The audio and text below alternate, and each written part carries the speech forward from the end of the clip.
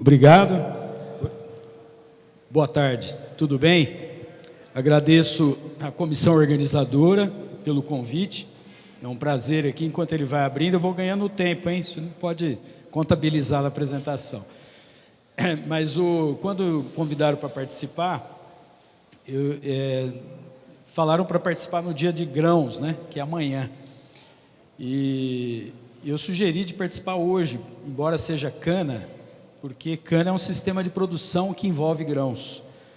E a gente já percebeu, por várias apresentações aqui, que as coisas estão imbricadas, né? E falar em sustentabilidade, pensando dentro de caixinhas, de compartimentos separados, fica difícil. Eu não consigo entender nada dentro do conceito de sustentabilidade se não for integração de conhecimentos, de atividades.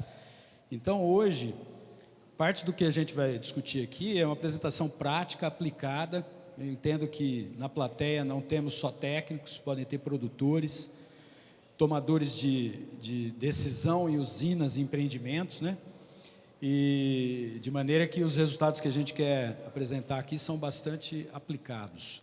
Fruto de um trabalho que o IAC vem desenvolvendo nos últimos 30 anos, que começou num contexto que a cana era ainda queimada, e hoje nós temos 100% da cana crua. E a gente percebe que surgem novos conceitos a todo momento. Eu não sou contra os novos conceitos, só que os novos conceitos não podem invalidar aquilo que já está consagrado e já está estabelecido. Então, de uma hora para outra, o plantio direto ficou demonizado porque usava glifosato, né? E aí, hoje não, a moda tem que ser agricultura regenerativa. E aí aceita a erosão acontecendo.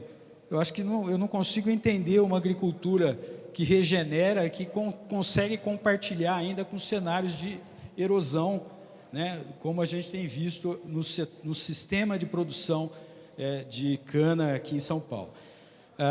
Bom, então o título que eu sugeri era justamente apresentar um pouco mais sobre os princípios que estão dentro dessa agricultura conservacionista, mais conhecida tradicionalmente como plantio direto, sempre focando no sistema cana-grãos.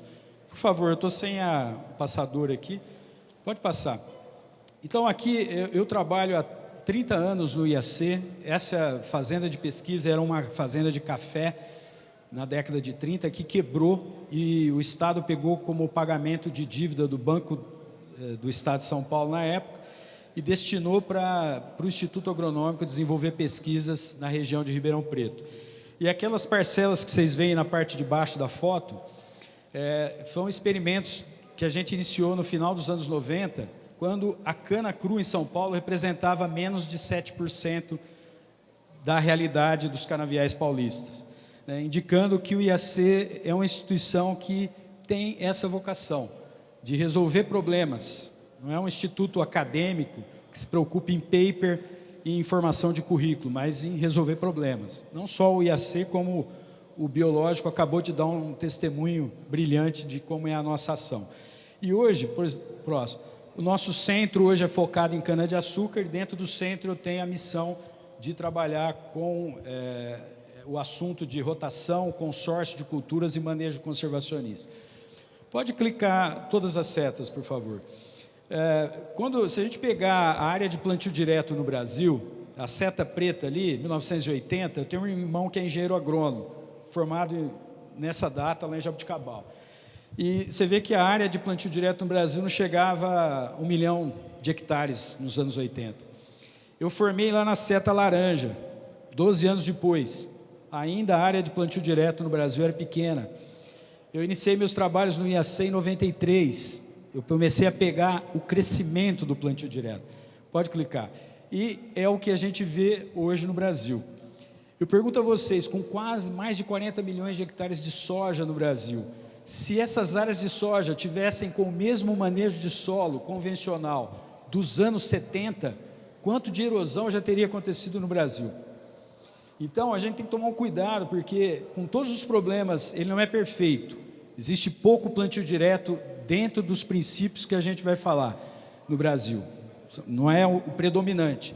mas o fato dele deixar de usar a grade para plantar soja já deu uma contribuição imensa para o país. E essa mesma contribuição tem que ser dada para a cana. Aquele trabalho que está citado embaixo foi um levantamento feito em 2022, publicado no periódico internacional, e o colega do IAPAR, o Rafael Lanilho, menciona nesse trabalho que o plantio direto não cresce em São Paulo por causa da cana, né? Eu precisava de ter falado para ele vir aqui em São Paulo, porque justamente a cana crua proporcionou com que o plantio direto em São Paulo crescesse. Mas ainda faltavam pesquisas, por favor. Então, se nós pegarmos, 3 cliques, por favor. Se pegarmos o cenário da cana, de quando era queimada, para o que predomina hoje, né, nós tivemos muitas, talvez a cultura que teve uma mudança tecnológica mais drástica foi a cultura da cana. E até hoje a gente está aprendendo com isso. Agora, o grande legado desse sistema de colheita foi justamente o principal ativo para fazer uma agricultura tropical funcionar, que é a palha. 14, 15 toneladas de matéria seca todos os anos derivados da colheita mecanizada. Isso é o combustível para qualquer projeto que busque melhorar a biota de solo. Por quê? Qual que é o alimento do micro-organismo? Quebrar a celulose. Ele precisa disso. Então, cadê o conforto térmico? Eu vejo muitos projetos de bioinsumos pensando em colocar um micro-organismo da mesma forma que se usava uma molécula sintética de herbicida ou de qualquer outro sida, que era usado na agricultura convencional. Então, a gente tem um ganho muito grande com a cultura da cana em São Paulo, porém a gente tem uma equação difícil de ser resolvida no sistema de produção canavieiro. A gente tem legislação ambiental e trabalhista bastante severa, que impede muitas vezes o uso de máquina para plantar, a qualidade das máquinas ainda não deixavam a desejar, e tinha que voltar para o plantio manual, e aí tem problemas trabalhistas, não pode ficar em cima do caminhão, normativas, né? O custo agrícola é elevado, e chegamos num patamar que foi semelhante ao que aconteceu na Austrália, de estagnação da produtividade.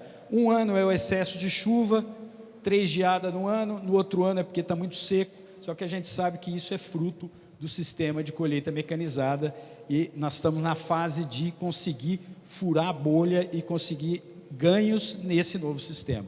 Próximo, por favor. Pode clicar 2 vezes. Então, se a gente entender o sistema, a gente tem que entender como que a cana se relaciona com essas outras culturas.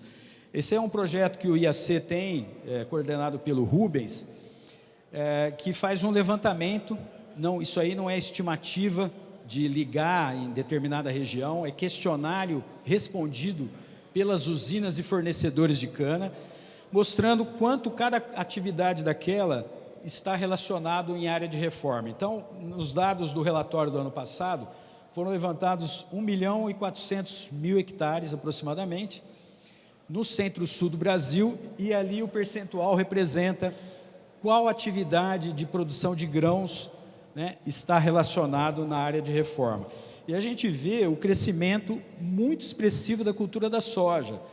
Vamos tirar o ano corrente, né, que está um desastre a soja, talvez o ano que vem a gente vai ter uma redução expressiva da área de soja em São Paulo, né, mas demonstra como que esse mosaico está distribuído, e é isso que a gente tem que entender. Soja tem um pacote tecnológico muito pronto e redondinho para dizer que isso dá certo, tá? Amendoim, nós também temos na pesquisa, falta a ponta da linha o produtor começar a usar. Próximo. E aí, se a gente perguntar assim para esses produtores, a maioria deles produtores de cana também e grãos, produtor ali da Austrália, 70 hectares de cana, e ele reforma o canavial a cada 2 cortes, e planta amendoim porque ele ganha mais dinheiro com amendoim do que com a cana. E perguntar na Índia, um produtor de meio hectare, e que planta culturas consorciadas na cana, ou pegar lá o último lá do Brasil, uma família de produtores de região de São José do Rio Preto, que tem 1.700 hectares de cana, planta amendoim, planta soja. E perguntar para eles assim, o que há em comum entre eles? Pode passar. Todos querem ganhar dinheiro sem impacto, certo?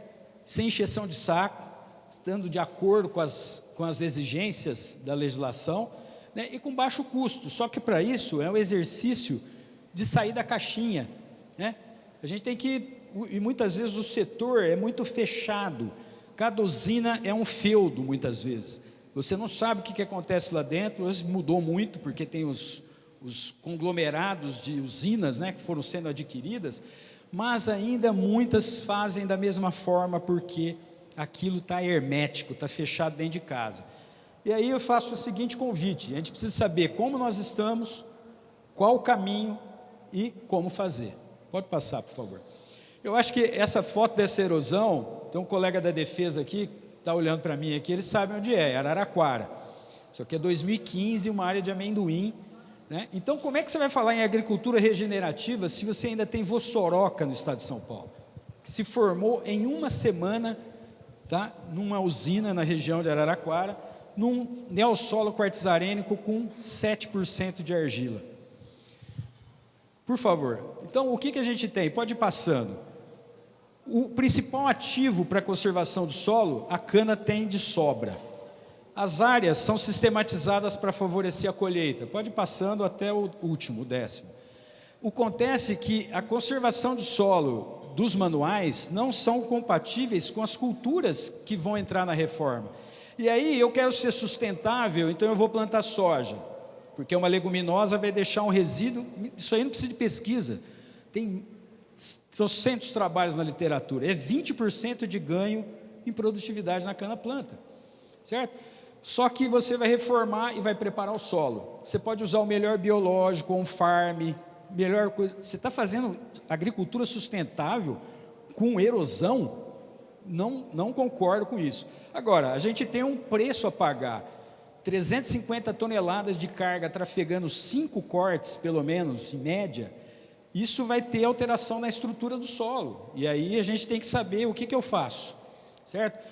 Aí vem a operação de preparo com aumento de intensidade, com muitas operações, que forçosamente leva, às vezes, muitos casos, a piorar o problema, aumentar o problema de erosão, e fatalmente o que a gente perde? Matéria orgânica. Carbono orgânico no solo é difícil para entrar no compartimento da matéria orgânica e muito rápido para ser perdido. E aí todo mundo quer sustentabilidade, mas não quer a matéria orgânica, não tem como manter ou aumentar matéria orgânica no solo, a não ser que você traga essa matéria orgânica de fora. Você tem que manter esse carbono, solo tropical, taxa de mineralização alta. Eu entro com grade na reforma, eu vou perder só com uma grade 48% desse carbono em 2 operações de preparo.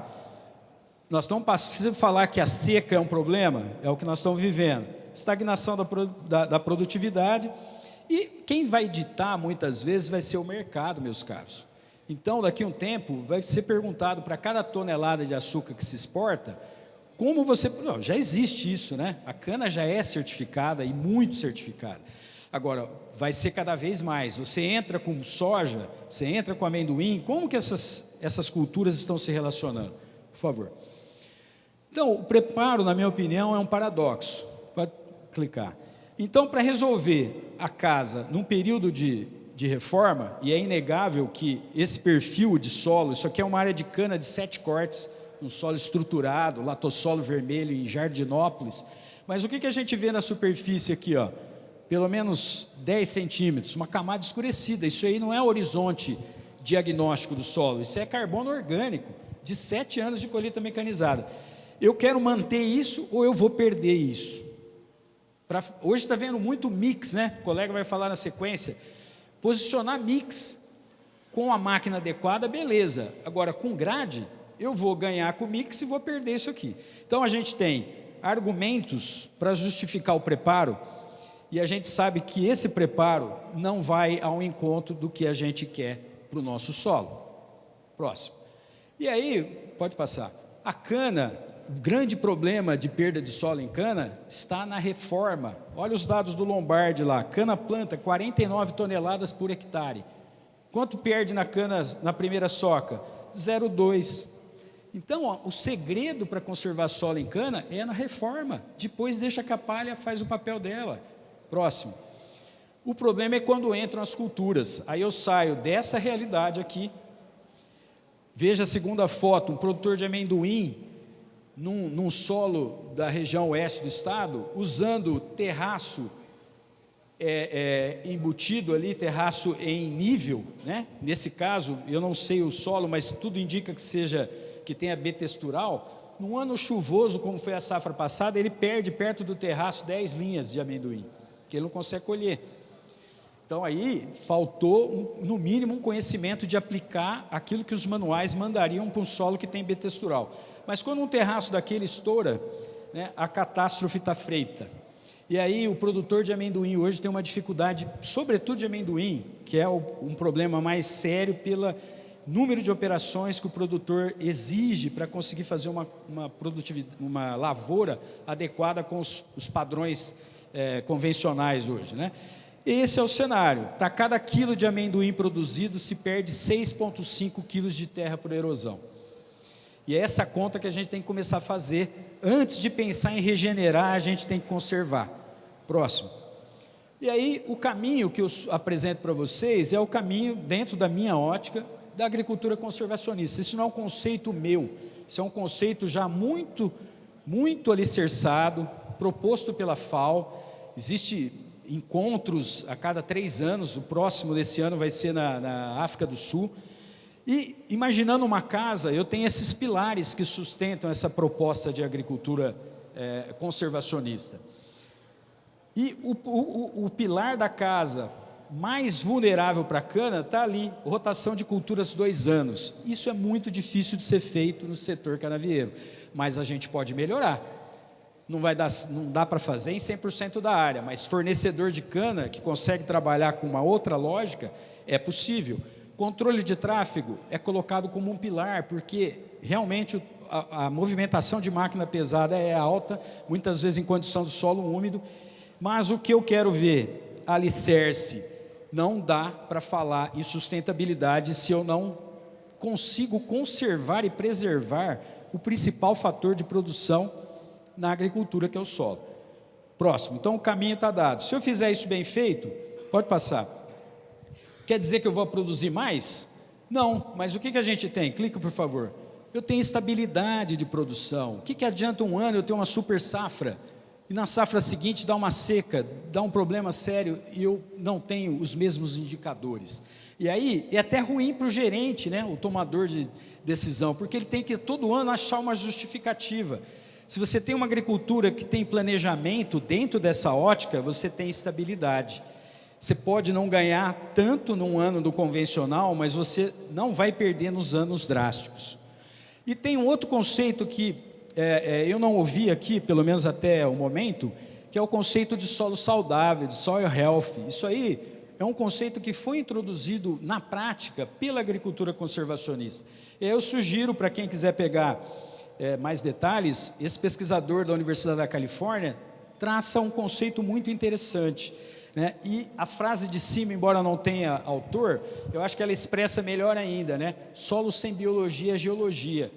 Se a gente pensar o solo sem os 5% da massa do solo, que é a fração orgânica, que representa 95% dos processos que acontecem no solo, a gente pode passar por um engenheiro civil fazer qualquer recomendação de manejo agrícola, porque ele conhece de solo, do ponto de vista de estrutura, mais do que a gente. E aí? E os engenheiros agrônomos? Nós é que temos que responder por isso daqui. Então a gente tem que aprender cada vez mais e esse conceito está presente. Está aqui um exemplo, ó, pequeno, foi falar de nematóide, de manhã o Crucial comentou alguma coisa da questão do nematóide também. Está aqui um trabalho feito por um nematologista na Austrália, em área de cana, e pega as 2 colunas, uma área de cana sobre cana, cana crua, prepara o solo, planta cana, e uma área que entrou uma rotação com alguma leguminosa. A relação entre micro-organismos benéficos para os micro-organismos prejudiciais. Essa relação sai de 6 para 136. Então, uma chave, uma resposta, até conversei com o Crucial no intervalo, para a gente começar a medir como indicador de qualidade de solo, é nematóide de vida livre. Graças a Deus, o Instituto Biológico tem um pesquisador lá que faz isso. Manda lá para o Cláudio Marcelo, que ele faz nematóide de vida livre nas suas análises. Porque adianta o que eu saber quanto tem de pratilencos? Muitas vezes vai confundir a cabeça. Você planta crotalária, aumenta nematóide. Você fala, ué, que loucura é essa? Aumentou nematóide, mas produziu 20 toneladas de cana a mais. Ué, mas por quê? Tem alguma coisa errada, né? Errado porque nós não estamos quantificando quanto que essa crotalária melhorou esse exército à disposição do produtor. Próximo. Então, como fazer? A gente chama aí de maneira mais genérica Rotacana, que nesses 30 anos, né, a gente começou os trabalhos num cenário que era muito longínquo de quando a cana vai ser 100% colhida sem queimar, e no intuito de resolver o problema para o produtor de soja, para o produtor de amendoim, para plantar crotalária e fechar o ciclo, sim, plantando cana. E a gente vai mostrar alguns resultados nesse sentido, tanto em ensaios de longa duração, quanto em ensaios em parceria com o setor produtivo. Próximo.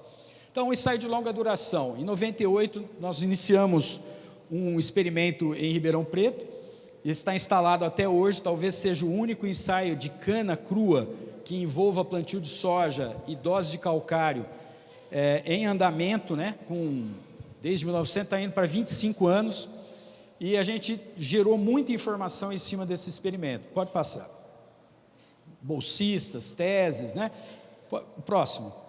O que a gente sabe que hoje 300 mil hectares pelo menos de soja no Centro-Sul é plantado direto em palha de cana. Parte desse acervo de informações veio desse tipo de pesquisa, né? E a gente sabe onde o produtor precisa, uma máquina adequada, coinoculação, cultivar mais ajustado para isso, né? De maneira que ele consiga vencer esses desafios. Pode passar. E o ensaio não visa só entender a soja, mas o que acontece com a cana? Entender o sistema de produção. E a gente tem visto que nos mais de 20 cortes de cana acumulados com variedades diferentes nesse ensaio, a média é de 8 a 10 toneladas superior no direto em relação ao solo que eu preparo durante a reforma.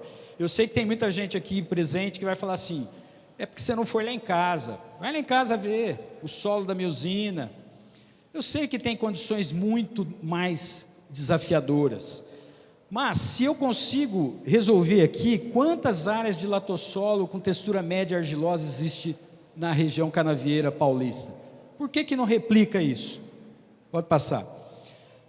Geramos informação em parceria mais acadêmica com estudantes, mostrando que quando se associa o plantio direto de soja em cima de palha de cana e fecha o ciclo, você ganha 1 tonelada de carbono a mais por hectare por ano, até 60 centímetros. Pode passar. E hoje o ensaio, na última reforma, está com essa variedade, então a fase da soja, a fase da cana, e a gente já introduziu nessa fase a cana em MPB. Pode passar. E a dúvida era assim, o produtor de soja que planta na palha, o que ele faz para melhorar? Se ele tirar o disco duplo desencontrado na semeadora e colocar haste e aplicar gesso como fonte de enxofre, por exemplo, num histórico desse, a gente ganha só com essas duas alterações 16 sacas de soja por hectare. Próximo. E validação, gente que está fazendo. Não adianta só ficar lá dentro da unidade. Isso aqui é um consultor hoje de cana, foi orientado nosso quando fez mestrado no IAC, e ele resolveu fazer numa escala comercial na propriedade dele, faz até hoje. Soja direto na palha e a cana direto após a soja. Média de 10 cortes. Então, não adianta eu mostrar só resultados nossos, pode passar. Com redução de custo de 28%. Próximo. Pegar algumas usinas que fazem aqui no estado de São Paulo, o histórico de produtividade de soja. Então, pegar essa usina, em 97, não chegava a 35 sacas, teve a interferência de variedades mais modernas, sim, mas o que esse slide mostra? Curva de aprendizagem. Eu sei que tem muita gente hoje que ainda acha que não dá certo plantar soja na palha da cana. E ele não quer dar o primeiro passo, porque ele está com a máquina errada, o tratorista dele torce para dar errado, o agrônomo fala, eu não sei isso aqui, não quero aprender, não, isso me dá muito trabalho, para muito para regular. É isso, não quer passar pela curva da aprendizagem, vai pagar o preço. Próximo, pode passar. Pode passar. Clica só uma vez. E aqui mais um exemplo de quem faz isso com adubo verde. Esse engenheiro agrônomo, o Sérgio Quase de Castro, o que ele está fazendo ali? Semana passada, plantando direto cana numa área que ele plantou Crotalária spectabilis direto em cima da palha da cana. E ele faz isso, já está indo para o segundo ciclo de soja também. Fechando o ciclo, você pergunta para ele assim, escuta, e o esfenófilos? Ele fala, o que tem o esfenófilos? Eu faço corte de soqueira todo ano, estamos inundando os solos do Brasil com fipronil, então de alguma maneira eu já estou resolvendo esse problema. O que tem de esfenófilos na minha área é igual a que tem na outra que está preparando o solo e tendo erosão. Próximo. Amendoim, rapidinho, o tempo é curto, eu tenho 5 minutos só para fechar. A gente fez muito trabalho, acho que se a gente tivesse tempo aqui, a gente ia entrar com mais detalhes. Dá para semear amendoim na palha da cana? Dá. E a gente tem 3 fases, né? Clica no meio aqui, ó. Uma fase intermediária, volta. Clique em cima do vídeo aí. Há uns anos atrás veio um equipamento dos Estados Unidos que faz esse efeito aí. Para quê? Para o produtor que não quer comprar uma semeadora nova, ele vai plantar o amendoim na linha que foi feito um preparo localizado. Então é o mesmo espaçamento do amendoim. Resolve isso? Em algumas situações diminui a falha de stand. Mas pode clicar. Eu acho que mais importante do que vincular com equipamento é o produtor entender o processo. Aí esse mesmo produtor que a gente fez diversos trabalhos, a gente chama um projeto chama de mitose, é método interrotacional de transplantio ocorrendo simultaneamente, e cada faixa da meiose ali, e as linhas de cana foram plantadas com MPB, eu tenho um manejo de solo. Essa é a fase que estava o amendoim, aí desdobra a cana, próximo. Entrou a cana e esse é o resultado na época do amendoim. Próximo. Pode clicar, mais um. O trabalho está publicado na Revista Brasileira de Ciência do Solo, para os presentes mais interessados aí na vida acadêmica, né? Então está disponível. E a gente tem muito para falar nesse sistema, mas o que é legal? Esse produtor hoje, pode clicar, e sem resposta, sem diferença significativa na produtividade da cana que veio após esse amendoim. Então aqui, se a gente pegar para a média dos preparos do amendoim, onde plantou a cana direto, a produtividade ainda foi maior para a cana planta. Segundo corte, houve uma interferência porque nós não conseguimos aplicar o óxido de cálcio na sucação direta, só tinha isso no canterizador. Mas o projeto ainda está em andamento, estamos indo para o 4º corte, pode passar. Próximo. Clica nos 2 aí, para passar os 2 filmes. E aquele produtor dessa pesquisa do amendoim, hoje planta 108, 200 alqueires de amendoim, com médias, o dobro da média estadual. Já estou finalizando. E as pesquisas continuam. Então, o know-how para fazer isso existe pela pesquisa paulista, graças a Deus. Não tem medo de encarar nenhuma área comercial e dizer que dá certo. Próximo. Pode passar. Não vai dar tempo da gente entrar muito em detalhe, pode clicar. Cana em MPB, a gente tem, pode clicar. Vocês me mataram, não tem desse jeito, só o que eu estou falando aqui, eu estou perdendo tempo aí. Próximo, pode clicar aí. Pode clicar. É um projeto de longa duração que a gente tem, pode clicar. Próximo. Aí, clica 2 vezes. Aí. Esse trabalho, a gente partiu de 26 anos de pastagem, 12 anos de grãos e entramos com cana, após mucuna cinza. O que a gente viu? Para cada tonelada de carbono a mais que eu tenho no solo, eu ganho 1,2 toneladas de cana por hectare. Então, investir na matéria orgânica do seu solo, e isso é inversamente proporcional a preparo, é o caminho para você ter ganho em produtividade. Próximo. Pode clicar. E aqui, pode clicar, isso aqui é já numa área de fornecedor de cana, pode clicar, por favor. Ali nós estamos transplantando cana após soja, numa área de 7 anos de cana crua, plantamos a soja direto e entramos com o transplantio direto, pode clicar. Pode clicar. Isso virou um trabalho também em parceria com a Unicamp, uma aluna de doutorado, está publicado, e para esse trabalho uma conclusão mais geral, pode passar. Para cada quilo de matéria seca de raiz a mais que eu tenho, onde eu parei de preparar o solo completamente, eu ganho 10 quilos de colmo por hectare. Próximo. Para fechar a apresentação, o que dá para fazer se eu já faço bem feito durante a reforma?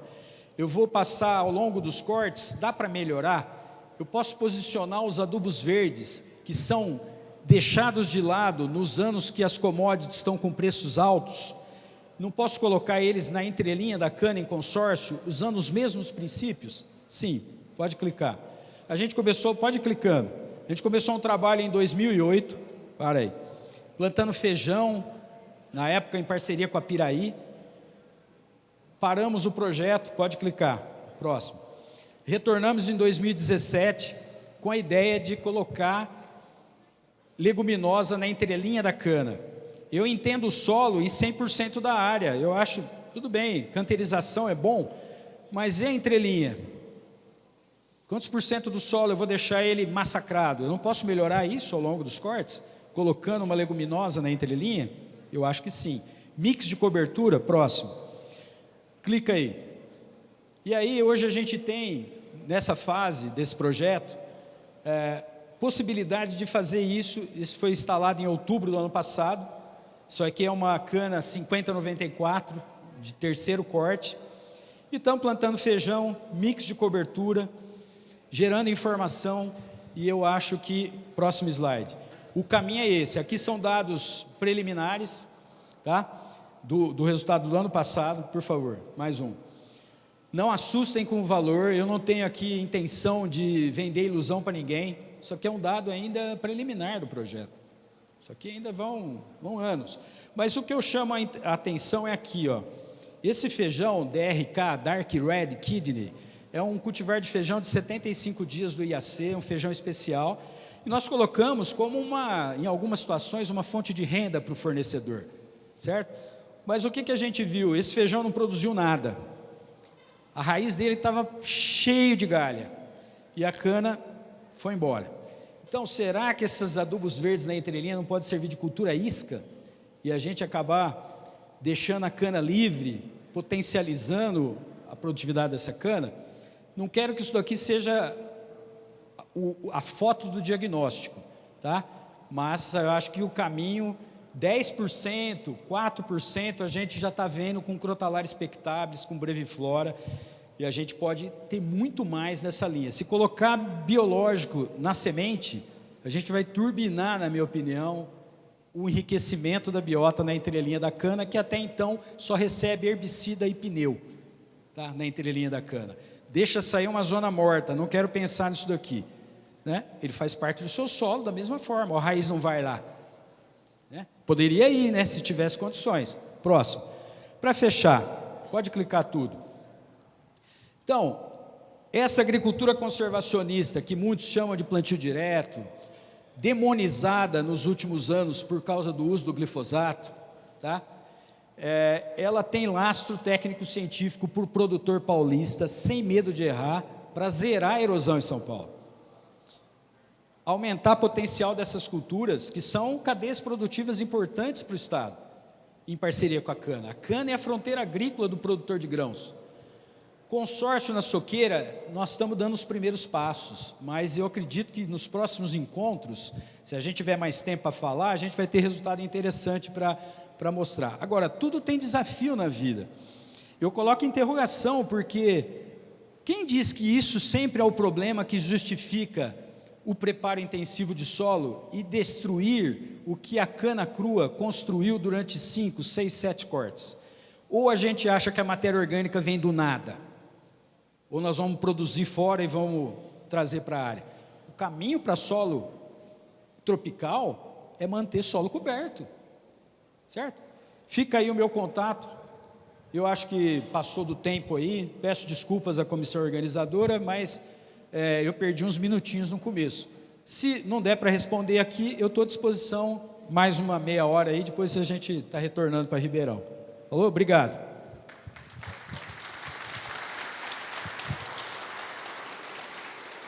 Doutor Denizado, o brilhantismo da sua palestra é compensadora dos poucos minutos que o senhor passou. Eu vou abrir para perguntas, pessoal. Eu vi que a curiosidade, a atenção de vocês foi bastante forte. Nós temos aqui alguns minutos ainda para perguntas, por favor. Alguém da comissão vai anotar. Quem quiser perguntar alguma coisa do doutor Donizar. Pablo.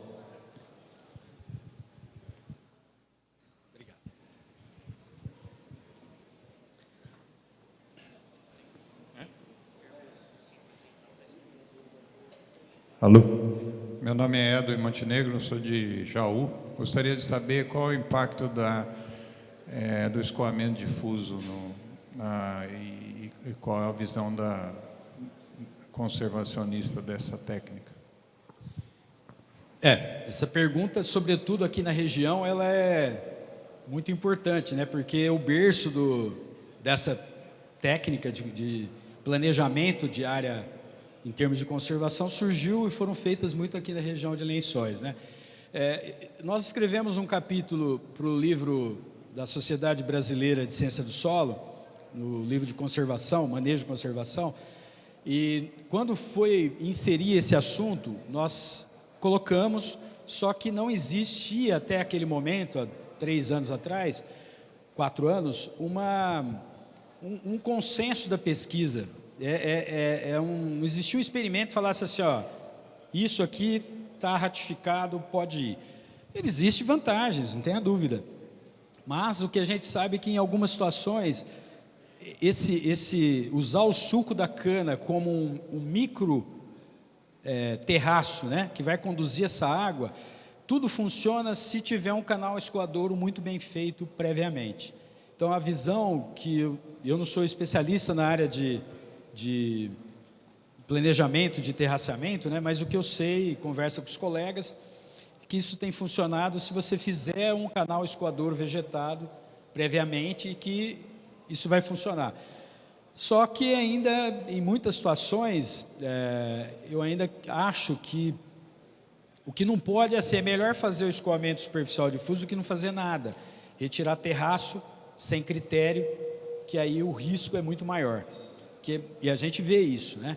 Para a logística, manda na definição do planejamento agrícola.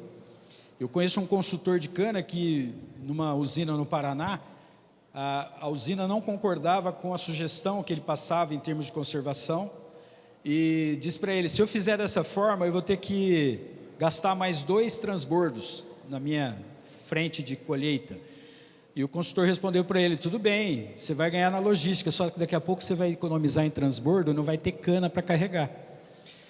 Então, eu penso que o escoamento superficial difuso, ele não teve muito dado de pesquisa para como foram feitos no passado para chegar no boletim de conservação do solo, né, que o IAC, a secretaria tem, que eram os bases de dados de perdas de solo de vários anos. Mas eu acho que ele tem um espaço interessante porque a agricultura digital está aí, né, e todo o planejamento do escoamento superficial passa pelo uso dessa agricultura digital, né? Eu acho que tem espaço, tem uma contribuição grande, porém tem que se preocupar com o canal escoadouro, senão o volume de água que vai escorrer para o manancial de próximo, né, vai ser muito grande. E aí você pode ter um problema maior do que não fazer o escoamento superficial. Mais uma pergunta?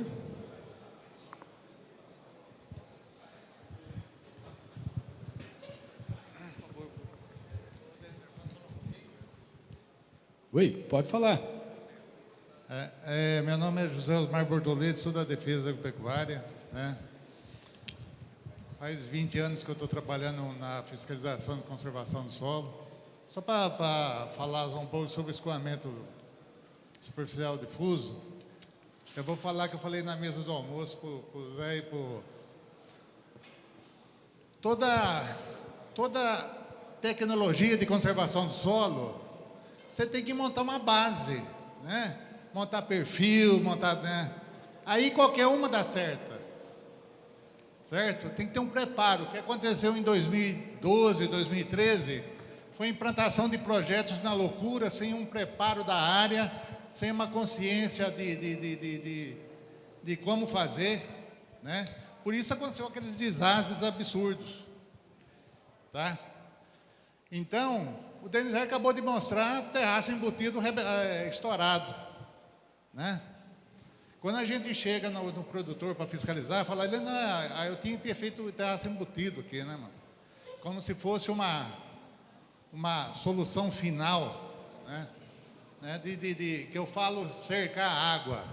Então, se a gente não preparar perfil do solo para a água infiltrar, nada dá certo. Tá? E estudar bem a área, é o que o Denizar falou, né? Hoje, com o crescimento digital, facilitou muito, né? Muitas vezes, apesar de eu estar na fiscalização, muitas vezes o pessoal pergunta para mim, o que fazer aqui? Né? E muitas vezes a área é tão complicada, que eu não sei o que falar, se é terraço indesnível, terraço embutido, terraço passante. E eu falo escoamento superficial difuso. Por quê? É a solução de uma área que eu não tenho solução nenhuma e eu acho através do escoamento superficial difuso, porque você não oferece acúmulo de energia cercando água, né? Que a gente tem que tirar, na sustentabilidade da agricultura, a gente tem que tirar o conceito de, não é conceito, né? Esse preconceito, né? Esse conceito que virou preconceito de cercar a água, né? A água tem que infiltrar. A partir do momento que você preparou o perfil, preparou a área para produzir, você instala terraço passante, terraço em nível, terraço base larga, qualquer coisa dá certo, tá? Quando você tem um solo preparado, sem compactação e outros problemas.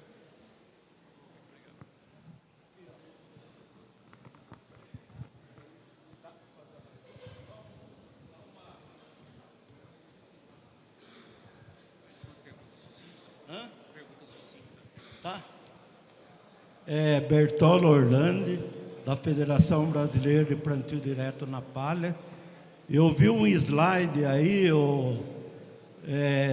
de quando nós trouxemos o evento, o 8º Encontro Nacional de Plantio Direto para Águas de Lindóia, em 2002, e você e o Oswaldo Tanimoto receberam um prêmio por terem plantado soja em cima de palhada de cana-de-açúcar. E até hoje tem gente, com uma plantadeira comum, normal, e até hoje tem gente que não acredita que ainda dá para plantar soja em cima de palhada de cana. Eu gostaria que você comentasse sobre isso, o Denizar. O prêmio foi bom, viu, Bertola? Eram $5.000 na época, o dólar era 1 para 1, viu? Bons tempos nos eventos da federação, viu? Mas, assim, o legal daquele trabalho é que ele foi um indutor para as indústrias de máquina paulistas, entendeu? Eu mostrei alguns vídeos aí de máquinas trabalhando, que as indústrias enxergaram que esse era um nicho de mercado. Então, a semeadora para plantar em palha de cana não pode ser uma semeadora dimensionada para plantar em área de aveia, de palhada de trigo, de cereais de inverno, com um disco porta-palha de 16 polegadas. Então, o grande insight que o Oswaldo Tanimoto teve foi enxergar a máquina e sugerir isso, as adaptações para a indústria de máquinas. E hoje o produtor que for comprar uma máquina hoje para plantar em palha de cana, ele tem um portfólio de opções muito grandes, não só de máquinas nacionais, como algumas multinacionais que enxergaram que esse é um nicho de mercado. Um nicho de mercado que tem potencial para crescer mais, porque a cana vai crescer mais. Se não for no estado de São Paulo, vai crescer no Mato Grosso, vai crescer no Brasil Central, e essa possibilidade de parceria vai continuar existindo. Então, eu acredito que isso é um exemplo de transferência de tecnologia e de resolver um problema que implica em ganho para a sociedade em geral e para o governo do estado, porque uma máquina dessa recolhe ICMS para o estado de São Paulo. Para cada real que a gente recebe em pesquisa nesse assunto, a gente estimula R$ 7,00 de ICMS para o estado de São Paulo. Então, consórcio em cana, quer aumentar a infiltração de água, raiz de guandu na entrelinha da cana, usando a mesma semeadora. Gente, obrigado pela oportunidade, estou à disposição para alguma questão pontual.